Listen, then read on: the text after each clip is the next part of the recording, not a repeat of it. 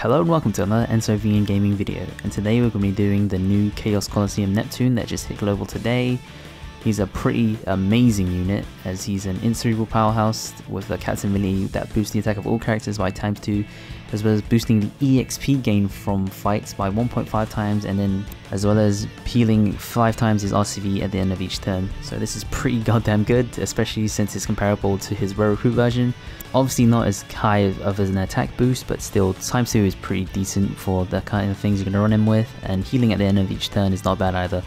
Not only that, his special is freaking amazing, reducing despair and attack down by 5 turns. Attack down reduction is also really good since it's so rare, and reducing the enemy's resiliency buffs by 5 turns as well as reducing the defense of all enemies by an amount that is not known yet on the game, and amplifying ores by 1.75 times for cerebral and powerhouse characters for 3 turns. This guy is freaking nuts, like it's so good. Even if you already have rare recruit Neptune, this guy is definitely worth farming.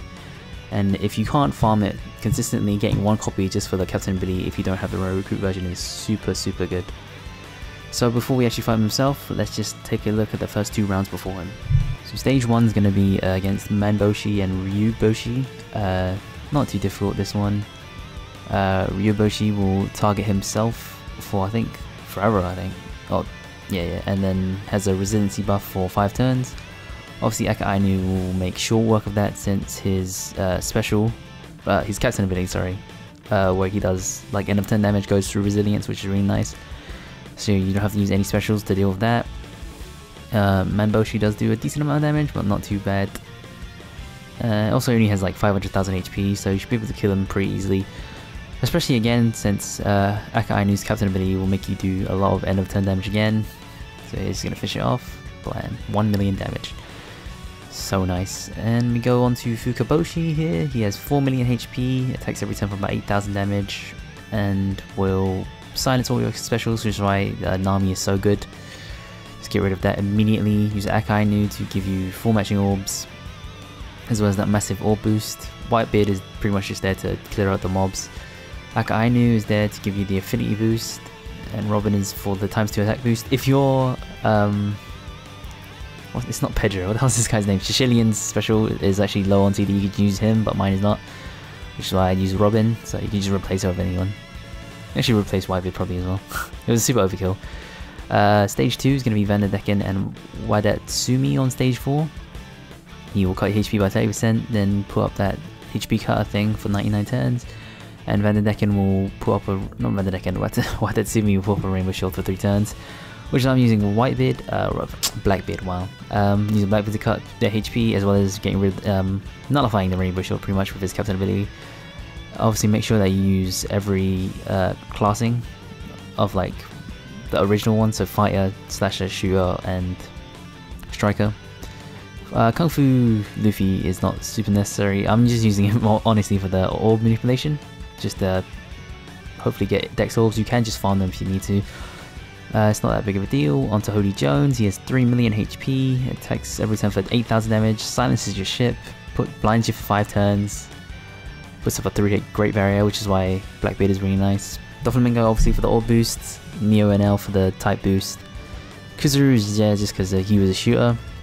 I actually got a lot of Dex orbs anyway. And I'm using Friend Rayleigh for the chain lock, as well as obviously being a really powerful 3.5 times attack boosting captain, which is actually activated by NL, lowering your own attack, your own HP, which is really nice. And then it just obliterate him. So yeah, this team is like super overkill as well. So let's quickly look at the team I'm going to be using to fight Neptune himself. So it's a weird, like super specific judge team. I'm going to use Neko for the final stage, since he will give you 4 matching orbs, as well as boosting the attack of powerhouse units by 1.75 times. You can't really use an orb. So I'm going to be using a judge team for the first time ever in a video. It's going to be double judge. I'm going to use Neko, Colosseum Neko for the 1.75 times attack boost for powerhouse, as well as giving you 4 matching orbs on everyone.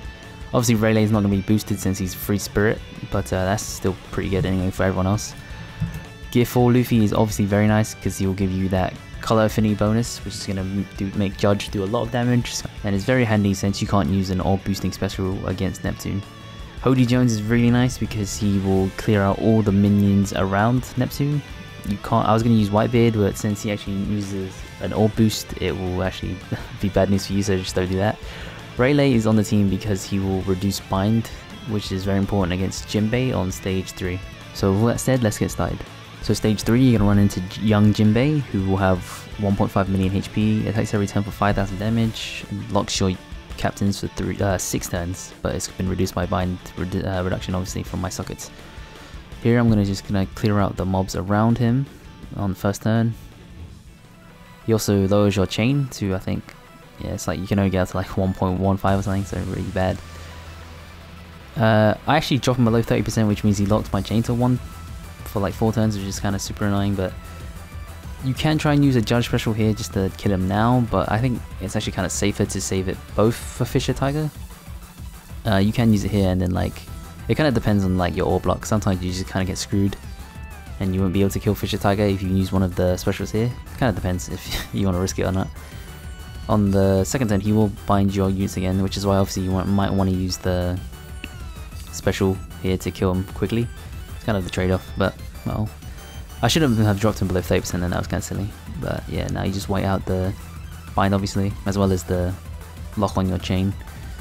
You can also, while I'm here, just farming for meat orbs.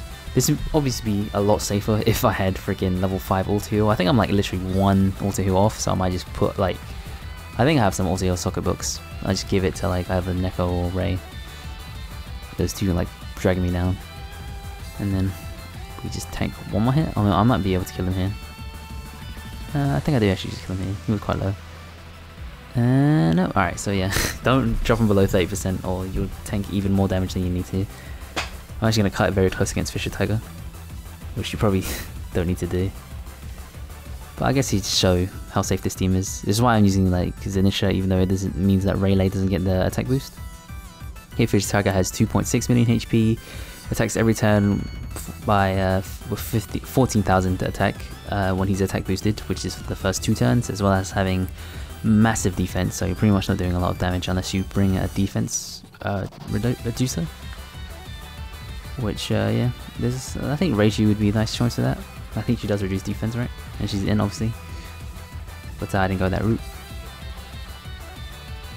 I'm gonna wait out these 2 turns. Oh my god, 633 HP. Alright, yeah, maybe play it a little safe. I'm gonna use Judge here obviously, and then one hit KO him pretty much.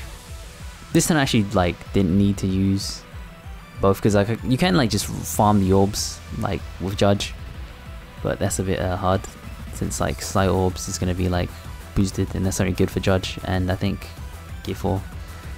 Here I'm just going to use Rayleigh for pretty much no reason. Like I won't be able to kill him with this 1 matching orb on Gear 4.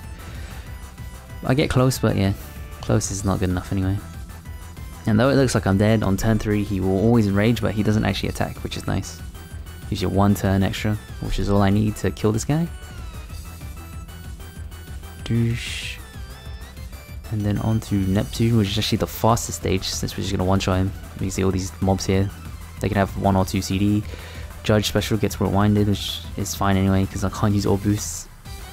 Hoodie Jones one-shots him. Obviously make sure you use Gear 4 special first, since it will randomize your orbs, and then use Neko.